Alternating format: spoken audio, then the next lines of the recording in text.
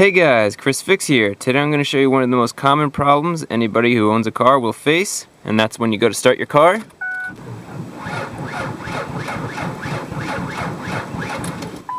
It just won't start. Now I think you could hear that my battery definitely sounds low. I'm going to do it one more time. I want you to listen.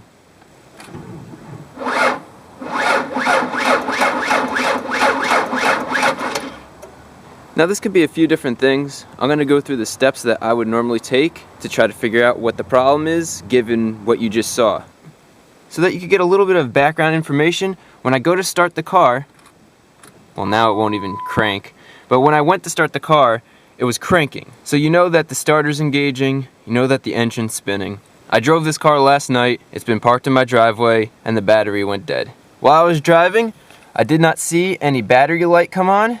If you see a battery light come on, it could be your battery or it could be your alternator that's not charging. I didn't see any battery light come on. This was an overnight thing. The car won't start now.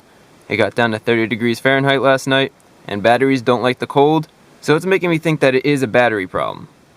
Also, if you look at the clock, right now it's not 12 o'clock, it's 2:30. On most cars, when you lose battery power, your clock will reset to 12 o'clock, so we know we lost battery power. Now what I'm going to do with the car in the run position, I'm going to turn the headlights on, and you can see, I shut the headlights, turn it on. The dimming of the lights and the beeping are all indicators that we have a dying battery. These are all just little tests that you could do before you whip out a multimeter, before you go take it somewhere, just to kind of get some information on what's going on. So let's go check out the battery and see what's up. At this point, I want you to think about the situation and take a guess to see what you think the problem is, based on everything that we've gone through so far. So let's go take a look at our battery and just see if there's anything that stands out. This battery is 7 years old. That's something good to note. Batteries last on average 4 years, so this is almost double the lifespan of the battery. If we look at the negative ground, you can see it looks pretty clean. There's some crystallization right down there. So I might have to clean the negative battery terminal. You'd be surprised sometimes with the negative battery terminal dirty. That's the reason why your car won't start and the reason why you won't get power to headlights and stuff. So that's definitely something to consider.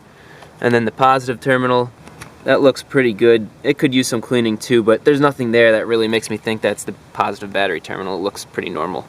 If you don't know how old your battery is, there should be a sticker either on top of the battery or on the side. So here's where the date would be. You know, you can see here's the months, here's the years. In my case, you see none of them are marked off, so the person who installed this battery didn't say when the battery was purchased and installed. Normally you would have a marker, or in this case, I think these peel off. So let's just say in April of 2005, you bought this battery and had it installed. So the April mark and then the number 5 mark will be marked off. I think this one has a 3-year warranty. Yeah, it says 3-year warranty, and then sometimes they're prorated after that, so you get some money back if it's like 5 years and it goes bad. Either way, you get the idea. That's how you check to see when your battery was purchased and installed, and that could help you figure out if you think it might be the battery. Like I said, 7 years is a long time for a battery. I'm pretty sure it is the battery because of that. So when we went to go start the engine, it did turn over. It turned over very slowly. It didn't sound right. It sounded like it was really lugging. It was having a hard time, and that's typical of a bad battery. So without any equipment, just listening to things, just doing some diagnostic stuff, checking the clock on the radio, listening to hear the engine turning over, making sure everything's actually engaging, hearing that the starter sounds like it's going slow. Just by hearing stuff like that, we don't even need to use a multimeter or any special equipment to get an idea what the problem is. Now, if you don't have a multimeter, next thing you could do is just jump start your car battery, charge it up, whatever you need to do to get charge into this, and start your car. And then go over to your local auto parts store. They'll check your battery for free, and they'll actually put a load on it, and they'll tell you if the battery's bad, and then they could also check your alternator for free to tell you if the alternator is what's causing the battery problem. There is a slight chance that you could have a draw, a parasitic draw, which means something is using battery power while the engine's off, and it's using too much battery power, so overnight your car goes dead, but I don't think that's the situation here.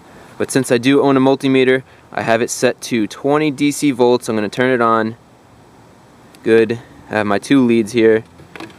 You can see here it's at 0 volts. I'm going to go black to black, red to red. 10 volts. That should be 12.6 or anywhere around 12.6. So this just further confirms that our battery is most likely the culprit. When you're testing with the multimeter, you want to make sure that your prong here is on this battery head and it's nice and clean. You want a good connection. If this is all dirty and greasy and you put this on there, you might not get any voltage, or you might have weak voltage. So you can see the top of my battery post is very clean. I have a good connection, and that goes for the black negative side and for the red positive side. Both are clean and ready to go. So obviously this doesn't cover everything. I could go 20 minutes about this. I'm pretty sure it's a bad battery. I'm gonna go jump this and I'm gonna go take a ride to the store, and then we're gonna see how they actually test the battery, and they'll confirm if it's a bad battery or not. They do it all for free. It's just worth it. So let's go see what they tell us.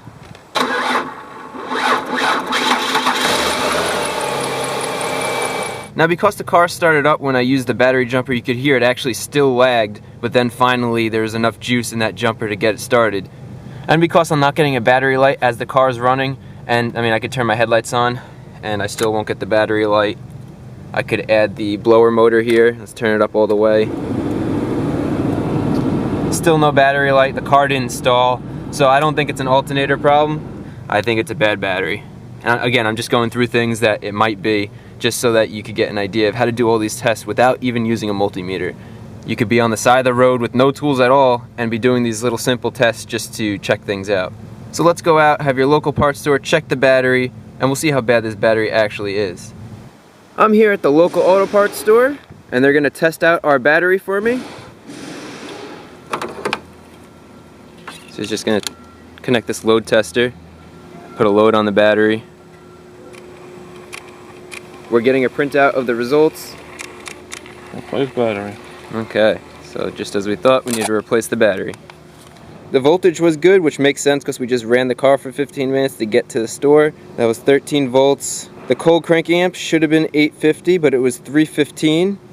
And then it said the battery failed and it should be replaced. So even though we're gonna go inside and they're gonna show us what battery that we need, you just wanna double check on the battery somewhere. It will tell you how many cold cranking amps. Right there it says there's 850 cold cranking amps, 1,000 regular amps, and then the size of the battery is 65N. So I just got back from paying, and by the time I even get back, they already have the new battery in and I'm ready to go. So let's see if she starts up.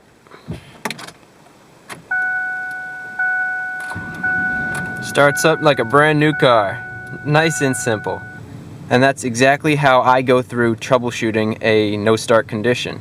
In this case we had a bad battery, but now you got to see how I go through step by step to try to identify where the problem is. Is it with the alternator? Is it with the battery? Is the starter engaging? So hopefully this video was helpful. If it was, remember to give it a thumbs up. Also, if you're not a subscriber, consider subscribing. And the top tip for this video is grab a marker. Normally on the batteries you'll have a month and a year. This one doesn't have it, and you'll be able to mark off what month and year you purchased the battery. Of course, you do get a 3-year warranty, and also batteries last around 4 years. So after 4 years, you might want to get your battery checked with the cold cranking amps, like you saw what we did. But since this doesn't have a thing to mark it off, right here, I'll just put January 15. I'll put it up here too. So now I know I purchased this battery in January 2015. And this video is going to have 2 tips. Since we have a brand new battery, we want to keep these posts as rust free as possible. That'll give us the best connection in here. Normally, I'd recommend using something like WD-40. Everybody has WD-40. You just spray a little bit on there and you're good to go. But I got something even better. This stuff is called Get Some 1000. It's a spray lubricant. It lasts even longer than WD-40. Just get a little bit on there. Just like that. Get our positive terminal here. Spray that down too. And now our terminals are protected and they'll stay clean and corrosion free and you're good to go.